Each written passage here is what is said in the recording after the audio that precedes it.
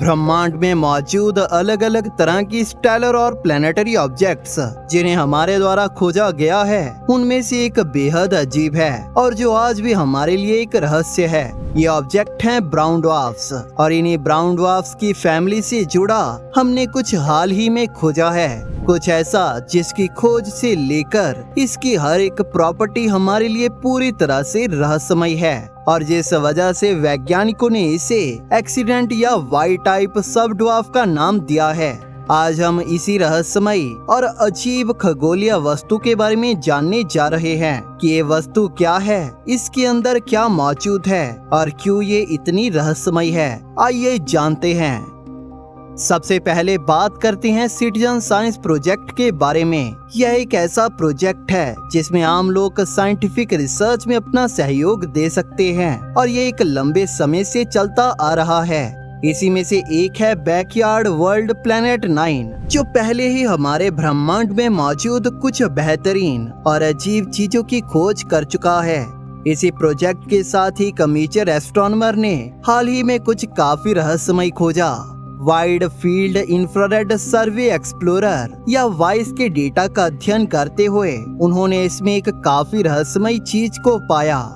हमसे लगभग 50 light years दूर मौजूद एक बेहद धुंधली खगोलीय वस्तु जो लगभग 200 किलोमीटर प्रति सेकंड की रफ्तार से चल रही थी, जो कि उस इलाके में मौजूद बाकी की खगोलीय वस्तुओं से थोड़ा तेज थी।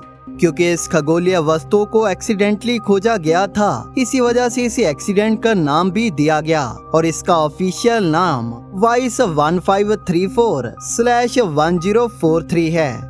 इसकी खोज जहां एक तेजी से चलने वाले ब्राउन ड्वार्फ के जैसे हुई थी, वहीं इसके बाद में हुई ऑब्जर्वेशन से वैज्ञानिकों को पता चला कि यह और भी ज्यादा रहस्यमय है। इसके साथ अगर बात करें ब्राउन ड्वार्फ्स की, तो यह बहुत ज्यादा रहस्यमय है और हमारे सौर मंडल में कोई ब्राउन ड्वार्फ भी नहीं है और जो हमारा सबसे करीबी ब्राउन ड्वार्फ भी है, वो भी बेहद दूर है। यही कारण है कि हम इनके बारे में ज्यादा कुछ जानते नहीं हैं। पिछले कुछ सालों के अध्ययन की बदौलत ही हम इनकी कुछ प्रॉपर्टीज और इनके अंदर क्या वाकई में चल रहा है, इसके बारे में थोड़ा बहुत जान पाए हैं।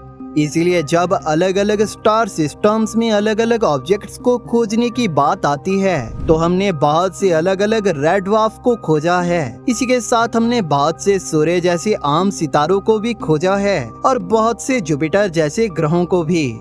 लेकिन इन्हीं के साथ इन रेड ड्वार्फ और गैस जायंट के बीच एक अलग तरह की ऑब्जेक्ट्स की कैटेगरी भी आती है, जिन्हें ब्राउन ड्वार्फ्स कहते हैं। इन ब्राउन ड्वार्फ्स की सबसे बेहतरीन एग्जाम्पल है बाइनरी सिस्टम ल्यूमन 16। ये सब ब्राउन ड्वार्फ से जुड़ी सबसे खास और हैरत अंगेज बात ये है कि इसके साइज और मास से हमें इस ब्राउन ड्वार्फ के डिफरेंस का पता नहीं चलता, जिसका कारण है कि हम जानते हैं कि अलग अलग तरह के ब्राउन ड्वार्फ एक दूसरे से पूरी तरह से अलग रहते हैं। अगर हम बात करें इनकी ऑफिशियल डेफिनेशन की, तो ब्राउन ड्वार्फ्स वो ऑब्जेक्ट होते हैं जिनका मास जुपिटर के मास से 13 से 80 गुना ज्यादा हो सकता है और ये हमें ये भी नहीं बताता कि एक ब्राउन ड्वार्फ क्या है, इनका निर्माण कैसे होता है और यह एक दूसरे से इतना क्यों अलग है।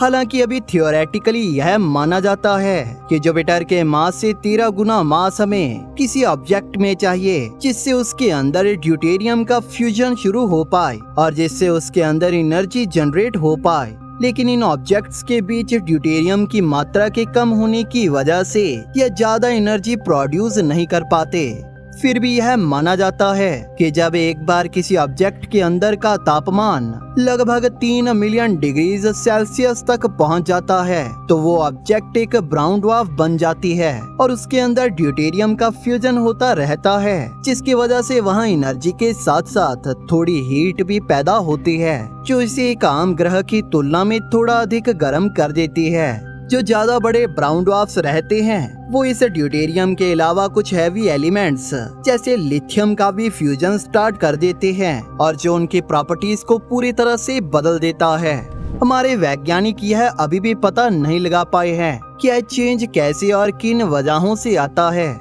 लेकिन यही वो कारण है जिसकी वजह से हमें अलग अलग तरह के ब्राउन ड्वार्फ्स देखने को मिले हैं। एग्जाम्पल के लिए हमारे पास कुछ ऐसे ब्राउन ड्वार्फ्स हैं जिनका तापमान लगभग एक सितारे जितना गर्म है। वहीं कुछ ऐसे भी हैं जिनका तापमान हमारी पृथ्वी के जैसा या इससे भी ज्यादा कम है। इन ब्राउन ड्वार्फ्स के तापमान के ज्यादा या कम होने के बाद भी इनकी एवोल्यूशन एक सितारे जैसी बिल्कुल भी नहीं रहती। ये समय के साथ ठंडे होते जाते हैं, यानी कि जो ब्राउन ड्वार्फ जितना पुराना होगा वो उतना ज्यादा ठंडा होगा। वहीं हमारे द्वारा खोजे गए इन सभी ब्राउन ड्वार्फ्स के उलट हाल ही में खोजा गया एक्सीडेंट बिल्कुल खास है। ये एक्सीडेंट एक ब्राउन ड्वार्फ है जो अब तक खोजे गए ब्राउन ड्वार्फ से पूरी तरह से अलग है। इसके कलर, टेम्परेचर और इसकी प्रॉपर्टीज की स्टडी करके और उन्हें अदर ब्राउन ड्वार्फ से कंपेयर करके वैज्ञानिकों को पता चला कि ये ब्राउन ड्वार्फ कुछ बेहद रहस्यमय है, क्योंकि ये हमारे द्वारा खोजे गए ब्राउन ड्वार्फ्स में कहीं भी फिट नहीं होता। हालांकि यह व्हाइट ब्राउन ड्वार्फ की कैटेगरी में फिट होता लगता है, जो कि सबसे ठंडे ब्राउन ड्वार्फ्स हैं। लेकिन इसके रंग और इमिशन हमारे द्वारा खोजे गए सभी व्हाइट ड्वार्फ से पूरी तरह से अलग हैं। इसके साथ ही व्हाइट ड्वार्फ्स बाकी के ब्राउन ड्वार्फ्स के मुकाबले ऑप्टिकल लाइट में कम दिखाई देते हैं, यानी कि इन्हें केवल इंफ्रारेड लाइट में ही देखा जा सकता है, जो कि इनकी खोज और स्टडी को और भी ज्यादा मुश्किल बना देती है। इस नए खोजे गए ब्राउन ड्वार्फ का अध्ययन करके वैज्ञानिकों ने ये पता लगाया कि यह ब्राउन ड्वार्फ किसी पूरी तरह से अनएक्सपेक्टेड मटेरियल से बना है और इसकी कुछ काफी अनयूजुअल प्रॉपर्टीज हैं। ये बेहद खास ब्राउन ड्वार्फ है और इससे अभी केवल 4 एक्सप्लेनेशंस जुड़ी हैं जो हमें बताती हैं कि यह क्या हो सकता है। पहली एक्सप्लेनेशन के अनुसार यह एक लो मेटेलिक और extremely ancient cold brown dwarf हो सकता है या एक तरह का सब ड्वार्फ। दूसरी एक्सप्लेनेशन के अनुसार ये एक लो मास लो ग्रेविटी वाला ब्राउन ड्वार्फ हो सकता है।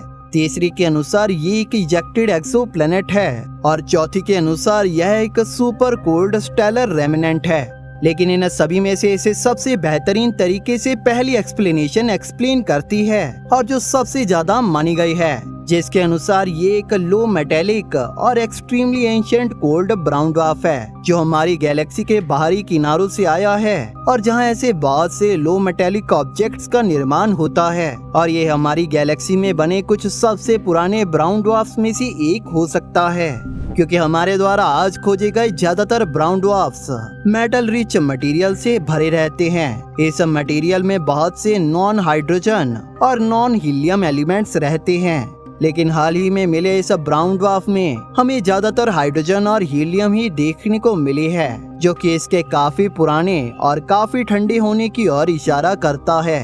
इसी के साथ ही इस ब्राउन ड्वार्फ के आउटर लेयर्स काफी ज्यादा ट्रांसपेरेंट हैं, जो हमें इस ब्राउन ड्वार्फ के अंदर देखने में मदद करते हैं और इसी वजह से वैज्ञानिकों ने कहा कि इसका रंग बाकी के ब्राउन ड्वार्फ से पूरी तरह से अलग है। अगर ऐसा है तो ये ब्राउन ड्वार्फ से जुड़ी सबसे बेहतरीन डिस्कवरीज में से एक हो सकती है।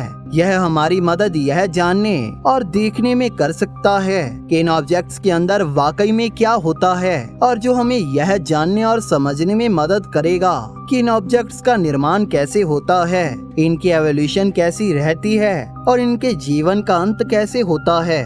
इसी के साथ एक और एक्सप्लेनेशन के अनुसार ये एक नई तरह के ऑब्जेक्ट हो सकते हैं जिनकी एक अपनी नई कैटेगरी होगी, जिस वजह से वैज्ञानिकों ने इन्हें एक तरह के वाई टाइप सब ड्वार्फ कहा है, यानी कि ऐसे ऑब्जेक्ट जो प्लैनेट्स और ब्राउन ड्वार्फ के बीच आते हैं। अगर ऐसा है तो ये हमें बताता है कि इस ब्राउन ड्वार्फ की खोज एक बेहद जरूरी और खास खोजों में से एक है और जिसका बारीकी से अध्ययन किया जाना चाहिए। आपका इसके बारे में क्या कहना है, हमें नीचे कमेंट सेक्शन में जरूर बताइए।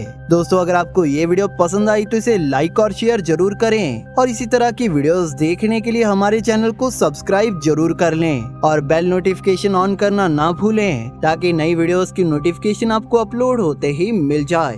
Thank you for watching. दोस्तों, इस वीडियो को अंत तक देखने के लिए आप सभी का धन्यवाद।